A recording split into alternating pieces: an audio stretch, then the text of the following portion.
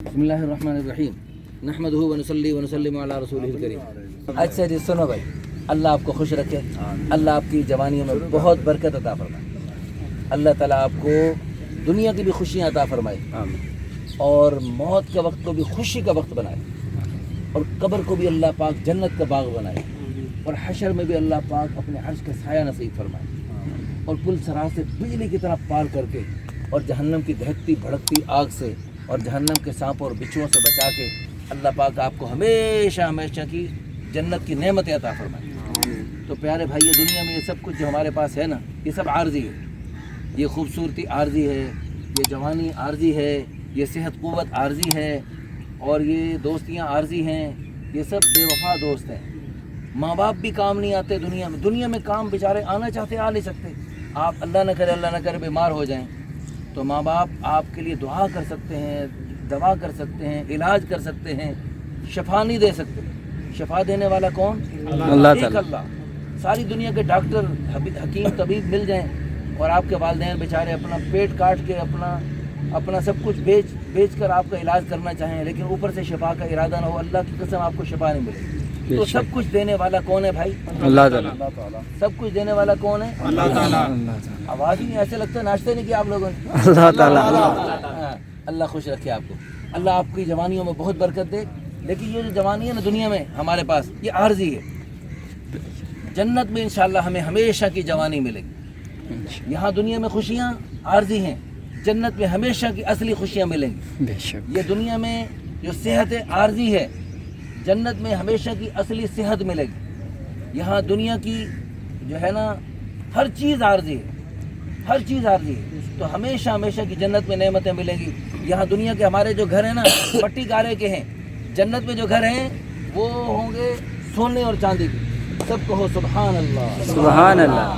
आपने पढ़ा सुभान अल्लाह। जन्नत में दरख्त लग गया, ऐसे टेढ़े मेढ़े दरख्त नहीं लगे, सीधा दरख्त और इतना बड़ा दरख्त, फलों से लदा हुआ दरख्त। कैसे फल? अहला मिनल असल, शहद से ज़्यादा मीठे, अलियनु मिनल ज़बद, मक्खन से ज़्यादा नरम, अबियगु मिनल लबन, दूध से ज़्यादा सफ़ेद, लैस फीही अजम, और उसमें गुठली नहीं होगी। ऐसे मज़ेदार फलों से लदा हुआ दरख्त। आपने पढ़ा सुभान अल्लाह, फिर पढ़ो सुभान अल्लाह। जन्नत में अल्लाह की कसम दरख्त लग गया। हदीस पाक में आते हैं अल्लाह के प्यारे हबीब ने जो फरमा दिया वो हक़ और सच है। हमारी समझदानी में आए ना आए वो हो गया। तो जन्नत में आप सबका दरख्त लग गया और आप सबका मज़े की बात सुनाऊं, आप सबका एक एक दरख्त लग रहा और मेरे पता कितने दरख्त लग रहे? जितने आप सब मिल के कहते हैं सुभान अल्लाह, उतने सारे इकट्ठे मेरे दरख्त लग जाते। सब कहो सुभान अल्लाह। कितना मज़े की बात है। आप भी ये काम कर सकते हैं। आप भी जितनों को अल्लाह के जिक्र पे लगाएंगे, नमाज पे लगाएंगे, दीन पे लगाएंगे, तो आपके ज़रिए जितने नेकियों के सिलसिले चलेंगे। आपने बीसियों को दीन पे लगाया, बीसियों ने सैकड़ों तक दीन की बात पहुँचाई, सैकड़ों ने हज़ारों लाखों। भाई ये तो उड़ती रहती है, इधर मुझे देखो। तो आपने सैकड़ों तक दीन की बात पहुंचाई, सैकड़ों ने हज़ारों तक पहुंची, हज़ारों से लाखों करोड़ों अरबों खरबों तक क़यामत तक सिलसिले चलते रहेंगे और चराग से चराग जलते रहेंगे। जो नेकियां, नमाजें, रोज़े, हज्जें, ज़कातें क़यामत तक वजूद में आती रहेंगी, उन सब का सवाब आपको और मुझे कब्र में पड़े पड़े क़यामत तक मुफ्त में मिलता रहेगा। मज़ेदार तिजारत है। आप जो तिजारतें कर रहे हैं, कारोबार कर रहे हैं, मुलाजमतें कर रहे हैं, अल्लाह उसमें बहुत बरकत है। हमारे दिल से दुआ है अल्लाह उसमें बहुत बरकत है। कोरोना की वजह से, लॉकडाउन की वजह से बहुत सारे हमारे भाइयों के कारोबार डूब गए, बहुत सारे कारोबार ख़त्म ही हो गए। लेकिन हमारे दिल से दुआ है अल्लाह हम सबको बरकतें अता फरमाए, आमीन। और हमारा इस वक्त एक बहुत बड़ा नुकसान है। कल की अखबारों में खबर पड़ी, आपने भी पढ़ी होगी कि हमारा एक बहुत बड़ा नुकसान है। इतना बड़ा हुआ है कि हमारी सारी दुनिया के सारे कारोबार डूब जाएं। वो छोटा नुकसान है, उससे बड़ा एक नुकसान हो गया है। वो ये है कि इस दफ़ा हमारे पाकिस्तानी लोग हज नहीं करेंगे और बहुत सारे मुल्कों के लोग हज नहीं करेंगे। तो अल्लाह के प्यारे घर का बंद होना, अल्लाह के प्यारे हबीब के रोज़े की रौनक का कम होना, ये हमारे सब कुछ कुर्बान होने से बड़ा नुकसान। तो इसलिए हम सब फ़िक्रमंद तो हों, कम अज़ कम फ़िक्र तो कर सकते हैं, रोज़ हो तो सकते हैं, दुआएँ तो कर सकते हैं। वो बैतुल्लाह शरीफ का तवाफ़ जो है वो कभी कम नहीं होता था, वो हर वक्त चलता रहता था। अल्लाह के प्यारे हबीब का रोज़ा भी हर वक्त बारौनक रहता था, उसकी रौनकें कम क्यों हुई? अल्लाह हमसे नाराज़ है, अल्लाह ने अपना घर बंद कर दिया। अल्लाह हमसे खुश होकर अल्लाह पाक हरमैन शरीफैन पे ऐसे हुक्मरान अता फरमाए जो यानी अल्लाह के फजल करम से सारी दुनिया के आने वालों का खुशी से इस्तकबाल करें। اور خوشی خوشی ساری دنیا کے لوگ وہاں پر حج کریں، عمرہ کریں. اس دفعہ رمضان میں عمرے کے لیے لوگ نہیں جا سکے. رمضان میں عمرہ کرنا ایسے جیسے حضور صلی اللہ علیہ وسلم کے ساتھ حج کرنا. سبحان اللہ. اگر پتہ لگ جائے اس دفعہ حج میں اللہ کے پیارے حبیب صلی اللہ علیہ وسلم خود شرکت فرمائیں گے، خود تشریف لا کے حج میں سب کو زیارت بھی کروائیں گے، خود حج میں تشریف لا رہے، تو ہم میں سے ہر بندہ یہ چاہے گا، ساری دنیا کے سارے مسلمان یہ چاہیں گے، چاہے ہم جو ہے نا اپنا سارا کچھ بیچ دیں اور اپنے آپ کو بھی بیچ کر کسی کی غلامی اختیار کر کے ہم جو ہے نا حج میں حضور کے ساتھ شرکت کر لیں. تو رمضان میں عمرہ کرنا ایسے ہے جیسے حضور کے ساتھ حج کرنا. سبحان اللہ. تو اس دفعہ رمضان میں اس دولت سے پچھلے رمضان کی طرح پھر محروم ہو گئی اور حج سے محرومی ہو گئی، بہت بڑا نقصان ہو گیا. ہم دل سے دعا کریں اللہ تعالیٰ ان تمام نقصانات کو ختم فرمائے، اللہ بس خیر کے سلسلے چلائے آمین. اور پوری دنیا میں جہاں جہاں مسلمان پریشان ہیں سب کی ساری پریشانیاں دور فرمائے. اللہ پاک سب کی مدد نصرت فرمائے. اور بھائی اس سے کے لیے ہمیں سب مل جل کے نیت کریں. جیسے اب ماشاءاللہ صبح صبح آپ ہمت کر کے اٹھ کر آئیں. کتنے بے وقوف ہمارے نوجوان بھائی صبح صبح سوئے پڑے. جو تہجد کے وقت میں سوتا ہے، تہجد کے وقت میں جب اللہ کی طرف سے آوازیں 24 گھنٹے میں سب سے خوبصورت قیمتی وقت تہجد کا وقت ہوتا ہے. اس میں دیکھو ہم سب ضرورت مند ہیں، ہم سب فقیر ہیں، ہم سب حاجت مند ہیں، ہم سب کی بڑی بڑی ضرورتیں ہیں. دنیا میں قدم قدم پہ ہم محتاج ہیں، سانس سانس لینے میں محتاج ہیں، ایک آنکھ دیکھنے میں محتاج ہیں، کانوں سے سننے میں محتاج ہیں، ہر چیز میں ہم اللہ کی قدم قدم پہ محتاج ہیں. تو بھائی ہمیں اب اللہ جس کو جو ملتا ہے اللہ کے خزانوں سے ملتا ہے، دکانوں سے نہیں ملتا، ہم ملازمتوں سے نہیں ملتے. ہمیں پالنے والا اللہ ہے. قبر میں جاتے پہلا سوال کیا ہوگا؟ من ربک، تیرا پالنے والا کون؟ جس کا یقین یہ ہو گیا میں ملازمت سے پلتا ہوں، مجھے باپ پالتے ہیں، مجھے میرا شوہر پالتے ہیں، مجھے میرا افسر پالتے ہیں، میں فلاں جگہ سے پلتا ہوں، یہ سب غلط یقین ہے. ہم سب کا یقین کیا ہونا چاہیے؟ پالنے والا کون؟ اللہ. پالنے والا اللہ ہے. تو اللہ تعالیٰ کی ربوبیت کے یقین کو دلوں میں اتارنا یہ ہمارا سب سے بڑا کام ہے. اچھا اب جب پالنے والا اللہ ہے، وہ اللہ جس کے خزانوں سے ہم پلتے ہیں، اس اللہ تعالیٰ نے 24 گھنٹے میں سے کون سا وقت اسپیشل ایسا بنایا ہے؟ ویسے تو 24 گھنٹے اللہ سنتا ہے، لیکن 24 گھنٹے میں سب سے زیادہ خود اللہ آوازیں لگا رہا ہوتا ہے کہ آ جاؤ لے لو، خزانے لوٹ لو. وہ کون سا وقت ہے؟ وہ تہجد کا وقت ہے. تو تہجد کے وقت میں جو سوتا ہے وہ بڑی نعمتوں سے محروم ہو جاتا ہے. وہ بیچارہ بڑی نعمتوں کو کھوتا ہے، بڑی نعمتوں کو کھو دیتا ہے وہ. لیکن جو فجر کی اذان کے بعد بھی سوتا ہے تو وہ تو اردو کے اعتبار سے بھی بڑی نعمتوں کو کھوتا ہے اور پنجابی کے اعتبار سے بھی وہ کیا ہے؟ کھوتا ہے.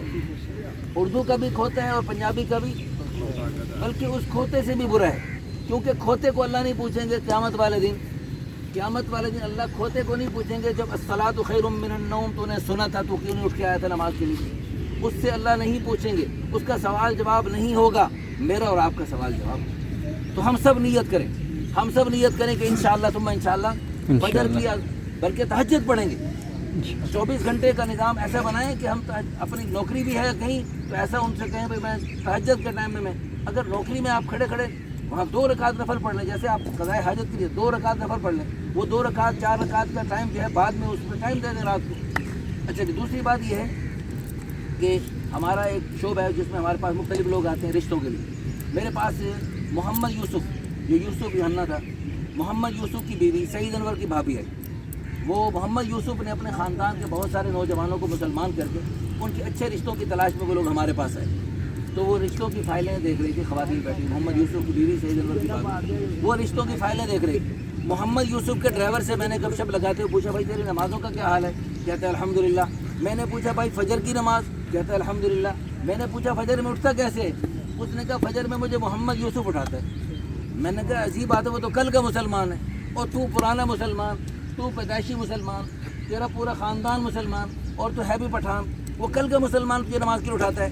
کہتے ہیں وہ خوش ہے جب سے مسلمان ہوئے تہجد پڑھتا ہے. وہ کیوں تہجد پڑھتا ہے؟ وہ 2 نسخے اس نے استعمال کیے، وہ آپ بھی کر لیں بھائی تو آپ بھی اس سے آگے بڑھ سکتے ہیں، آپ اس سے بھی آگے بڑھ سکتے ہیں.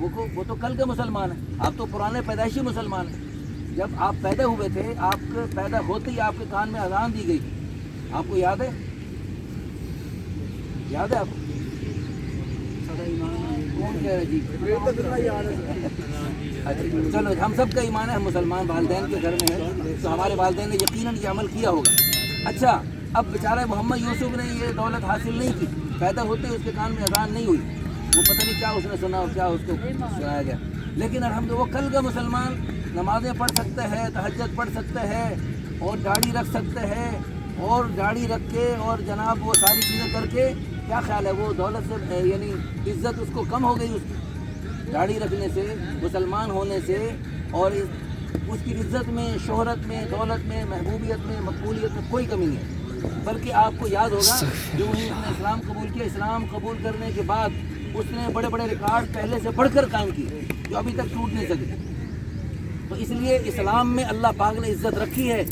اللہ پاک نے اپنے اللہ تعالیٰ کے پیارے حبیب صلی اللہ علیہ وسلم کے بارے میں اللہ نے فرمایا وَرَفَعْنَا لَكَ ذِكْرَكَ, اے میرے حبیب ہم نے آپ کی شان بلند کر دی, اور قیامت تک حضور کی شان بلند رہے گی.